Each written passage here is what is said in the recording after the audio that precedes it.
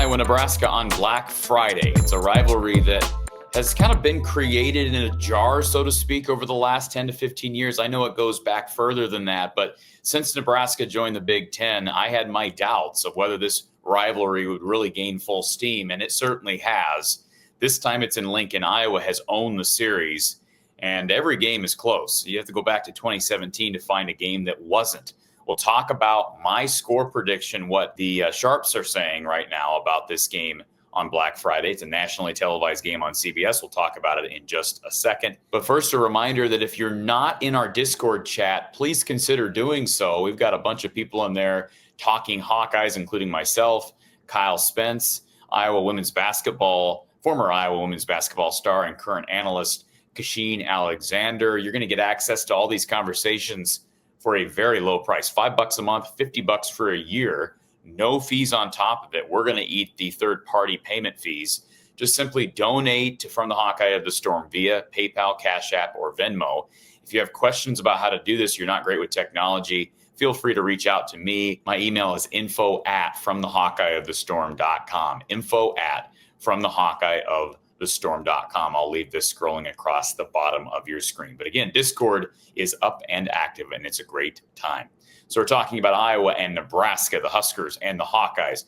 Before I continue, let me just acknowledge something I'm sure somebody will ask. Yes, I've got a little bit of an eye issue going on right now. It's mainly the result of a busy week. It's been a fun week. We've been able to spend some time with Hawkeye fans at Big Grove Brewery in Omaha, and of course, some great people at Big Grove and RTIthreads.com. And it's just been a long couple of days. We'll be live there at Memorial Stadium in Lincoln on Friday morning. This game, of course, has great tradition, and it has been a great rivalry since Nebraska joined the Big Ten. I know there were a couple of years that Nebraska owned it early on when they joined, and then Iowa had Nebraska's number throughout the Mike Riley era. And Iowa has not blown out Nebraska during any of the last two coaching regimes for the Huskers. In fact, basically every game, I think every game under Scott Frost was close, and now so far under the guidance of Matt Rule. The last time the Hawkeyes blew out the Huskers was 2017. It was there, and I was also at that 2016 blowout in Kinnick.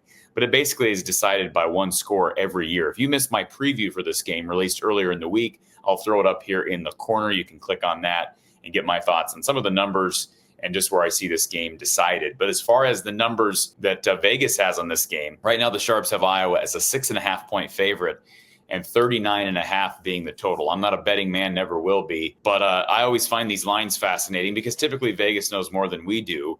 And I've been told by our good friend Mark Rogers, who is familiar with some of the odds makers and how they go about their business. He has said in the past, usually the public doesn't know what they're doing. So if you see a line move, usually you just look at the opening line, and Vegas typically has a pretty good feel for it. I know there's circumstances that can change. Guys can be deemed out late in a week, etc. But 6.5, when I looked at this number, my first thought was, wow, that's really big. That's a big number. And hey, last week I had Iowa covering against Michigan State.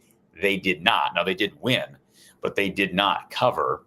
And, this week, 6.5 seems like a lot, partly because of what I opened with. This game is always close. We know the one big strength, I mentioned it in the preview, my one big strength to watch for Nebraska is their pass defense. They are phenomenal. Second in the country in fewest passing yards allowed this year. That stat really surprised me because I hadn't watched a ton of Nebraska football this season. And with Iowa's struggles in the passing game, I know they came through late in the clutch down the stretch of the game against Michigan State. Big throw to Jacob Gill in the end zone for a touchdown. Big reception by Reese Vanderzee, outstretched over a DB's arms. But in general, man, it was a struggle at home. Emotions, I'm sure, were riding high. But let's be honest, Mark Gronowski has struggled through the air all year. Receivers and tight ends have had their moments. Gronowski's had his moments, but it's been a roller coaster. So to predict that he's going to go on the road, and this pass offense is going to go on the road on a very cold day. It's supposed to be around 20 degrees at kickoff, maybe a little bit warmer, and possibly some precip. I think the precip will probably kick in later in the evening. But to think that he's going to do that on the road against the second best pass defense in the country, I have my doubts. And so how confident am I in Iowa being able to make this a 2-score or better win? I don't have a ton of confidence. I mean, if Iowa runs down Nebraska's throat and Iowa just suffocates that backup quarterback, TJ Lateef, who I do think has got some serious skill set, I don't think Nebraska's going to hang on to both of those guys. Raiola, Lateef, one of those guys will leave in the offseason. That's the nature of the quarterback position. But I see this game being close. So I'll just reveal this right now. I think it's going to be a one-score win for Iowa. So they could narrowly cover. Would I be shocked if Iowa wins something like 27-20? No. And that would technically be covering. 6.5 is a tricky number, but the total is 39.5. That's what Vegas has it at right now, 39.5. So do the math. Vegas is predicting Iowa 23-17, 23-16, somewhere in there. Man, there have been a lot of last-second field goals in this series. And after we saw Drew Stevens kick a game-winning field goal on Senior Day, I think the thought is, hey, maybe Iowa can do it again in Lincoln. They have done it in the past.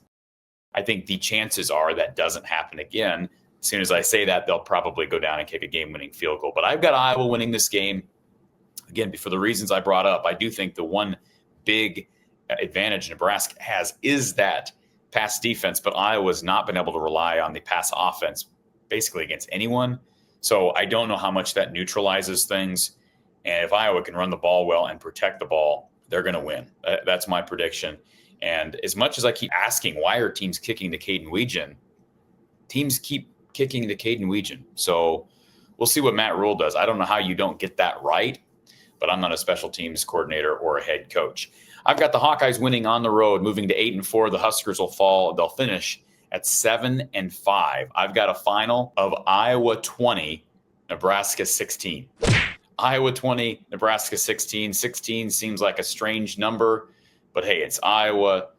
It's Nebraska. There seem to be odd plays made in these games, special teams gaffes for Nebraska or weird fumbles / interceptions. So I could see Nebraska getting to 16 in a bit of an unorthodox way, and maybe 20 is an unorthodox number. I think TJ Lateef will be in a position where he has to go down the field and score a touchdown, and Iowa's defense gets one more chance to stymie up, except this time it's to prevent a touchdown, and I think that's the difference. I think Iowa's DBs, the defense as a whole, steps up and prevents a long drive to win the game for the Huskers. 20-16, the final. That's my prediction.